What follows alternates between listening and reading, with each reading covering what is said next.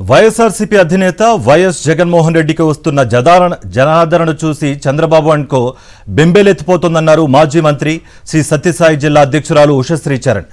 గోరంట్ల మండలం పంచాయతీలలో నిర్వహించిన బాబు షూరిటీ మోసం గ్యారంటీ కార్యక్రమాన్ని నిర్వహించిన ఆమె ఇంటింటికి వెళ్లి చంద్రబాబు మోసాలను వివరించారు. వైఎస్ జగన్కు జనంలో తరిగిపోని ఆదరణ, ప్రేమలను చూసి చంద్రబాబు కుటిల రాజకీయాలకు తెరతీశారంటూ ఫైర్ అయ్యారు. జగనన్న పర్యటనకు ఎన్ని ఆంక్షలు విధించినా, పోలీసులతో బెదిరింపులు, అక్రమ అరెస్టులు చేయిస్తున్నా జనం వెనుకడుగు వేయడం లేదన్నారు. పోలీస్ యంత్రాంగం కట్టుదిట్టుగా ఈ రోజు ఎవరు వైఎస్ఆర్సీపీ వాళ్ళు బయటికి రాకూడదు అని ఒక లక్ష్యంతో పని చేసినా కూడా జగన్మోహన్ రెడ్డి గారు ప్రతి ఒక్కరు గుండెల్లో ఉన్నారు కాబట్టి వాళ్ళ అభిమాన నాయకుడిని, ఆ సంక్షేమ సమ్రాట్ని చూడాలని చెప్పేసి కారు లేకపోతే ఏమి కాల్నడకలో వచ్చిండే వాళ్ళు చాలా మంది ఉన్నారు.